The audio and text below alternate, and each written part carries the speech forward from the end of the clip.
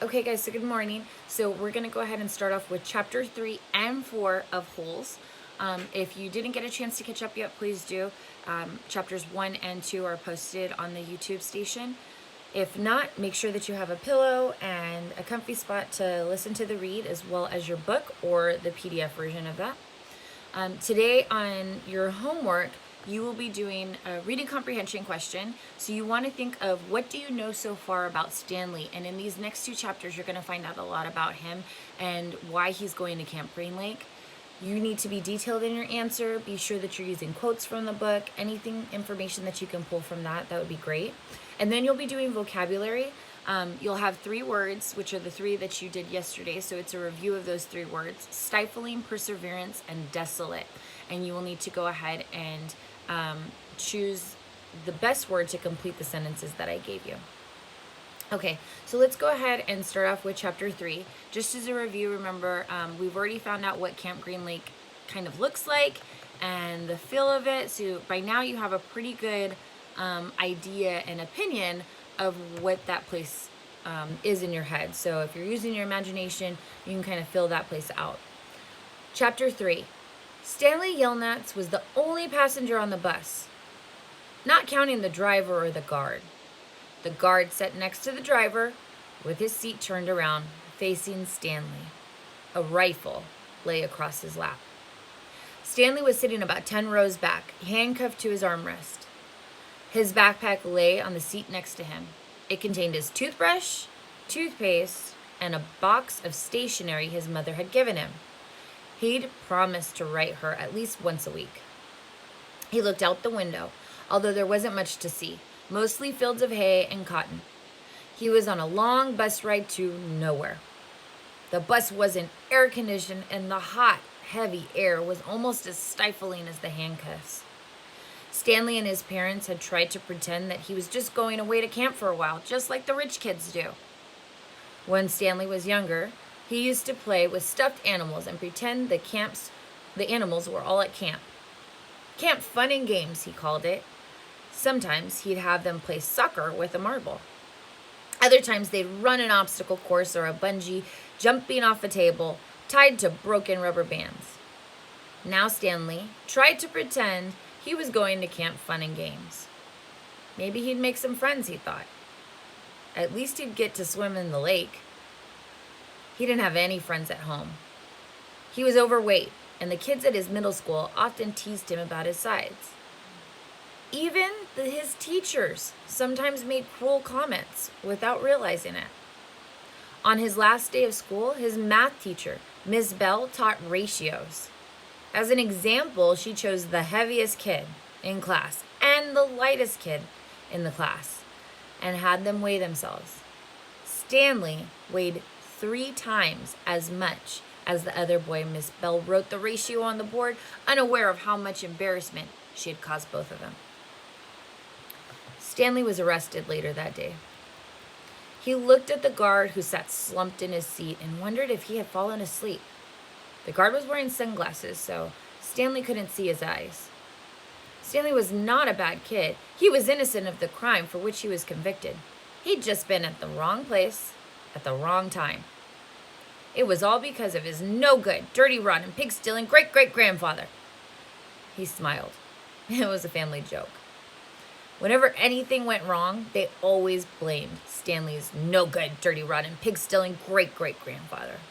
Supposedly, he had a great-great-grandfather who had stolen a pig from a one-legged gypsy, and she put a curse on him and all his descendants.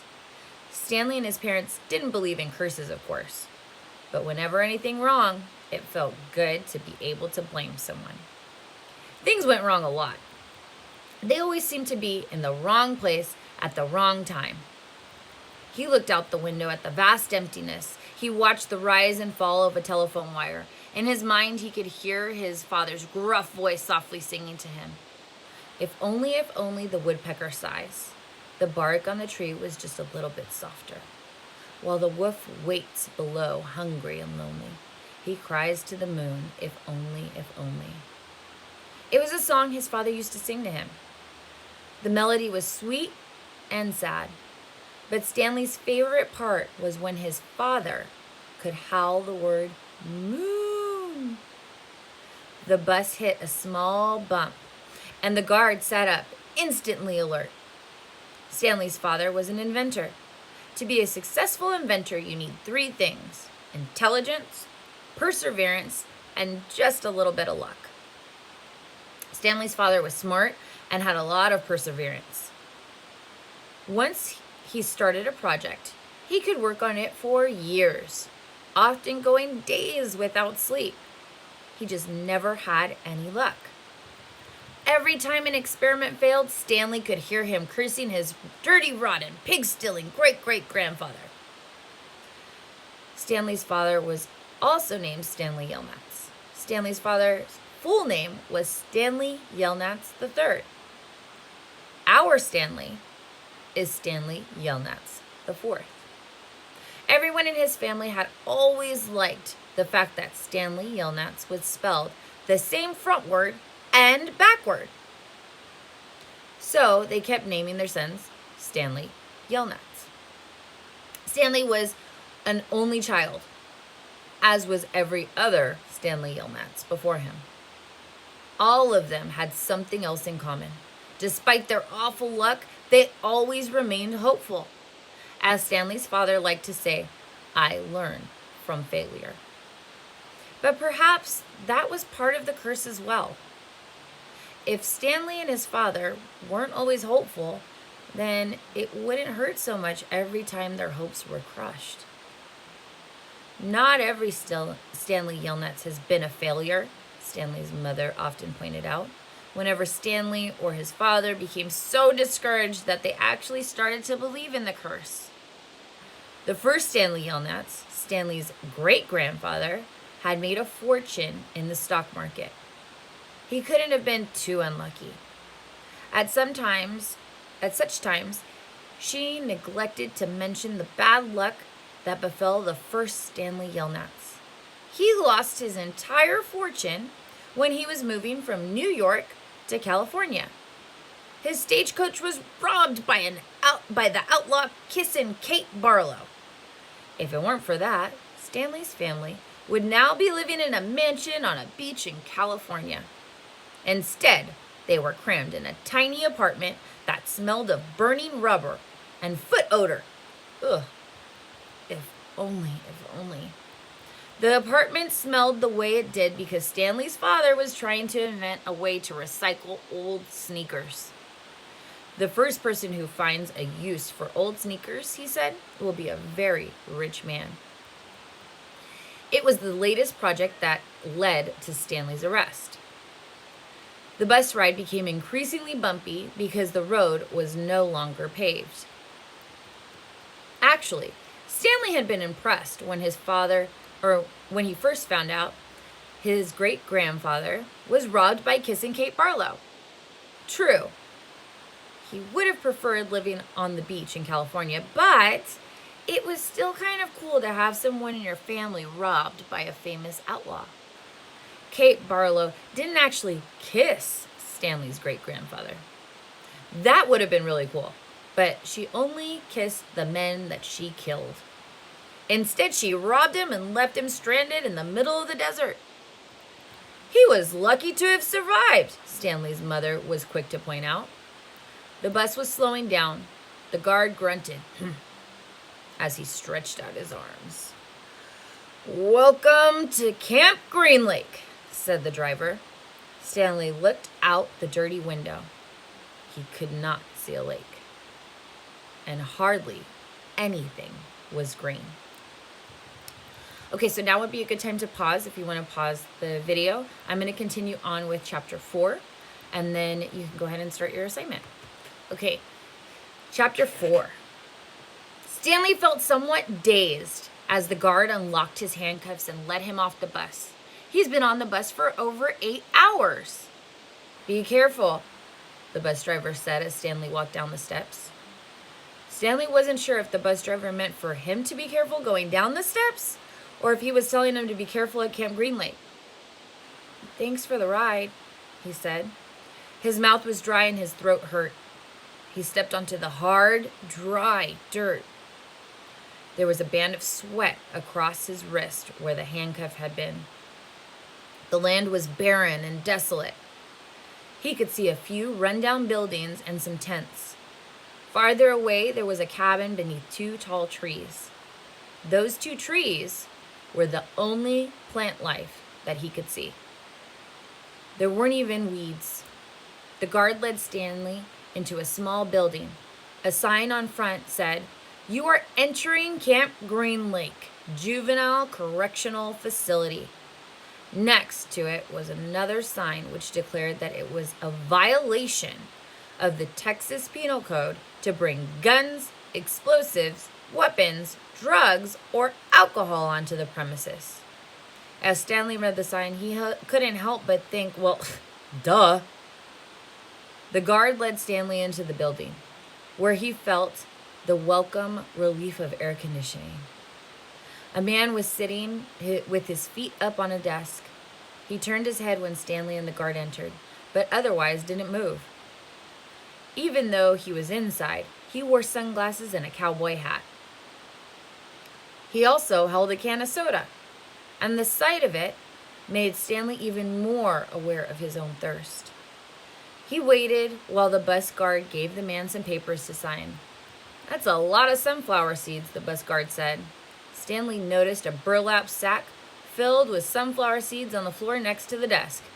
"I quit smoking last month," said the man in the cowboy hat. He had a tattoo of a rattlesnake on his arm. And as he signed his name, the snake's rattle seemed to wiggle. "I used to smoke a pack a day. Now, I eat a sack of these every week." The guard laughed. There must have been a small refrigerator behind the desk because the man in the cowboy hat produced 2 more cans of soda.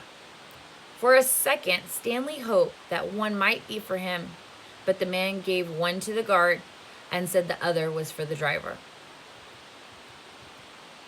9 hours here and 9 hours back, the guard grumbled.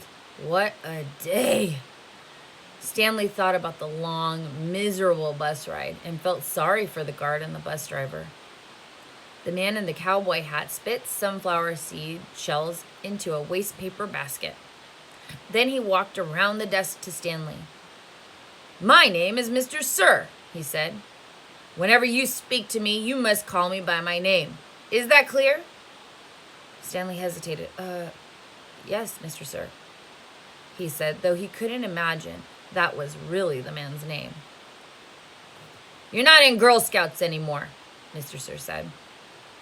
Stanley had to remove his clothes in front of Mr. Sir, who made sure he wasn't hiding anything. He was then given 2 sets of clothes and a towel.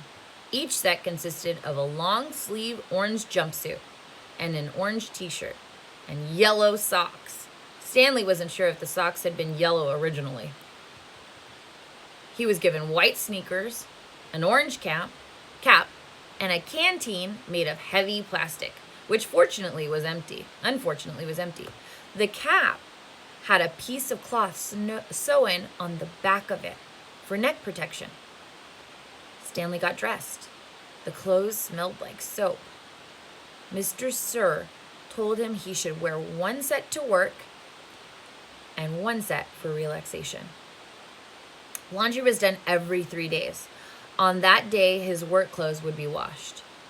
Then the other set would become his work clothes, and he would get clean clothes to wear while resting. "You are to dig 1 hole each day, including Saturdays and Sundays. Each hole must be 5 feet deep and 5 feet across in every direction. Your shovel is a measuring stick. Breakfast is served at 4:30. Stanley must have looked surprised, because Mr. Sir went on to explain that they started early to avoid the hottest part of the day. "No one is gonna babysit you," he added. "The longer it takes you to dig, the longer you will be out in the sun. If you dig up anything interesting, you are to report it to me or any other counselor. When you finish, the rest of the day is yours." Stanley nodded to show he understood. "This isn't Girl Scout camp," said Mr. Sir. He checked Stanley's backpack and allowed him to keep it. Then He led Stanley outside into the blazing heat. "Take a good look around you," Mr. Sir said. "What do you see?" Stanley looked out across the vast wasteland. The air seemed thick with heat and dirt. "Not much," he said. Then hastily added, "Mr. Sir." Mr. Sir laughed. "You see any guard towers?" "No." "How about an electric fence?"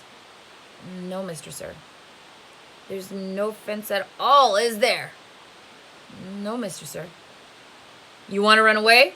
Mr. Sir asked him. Stanley looked back at him, unsure what he meant.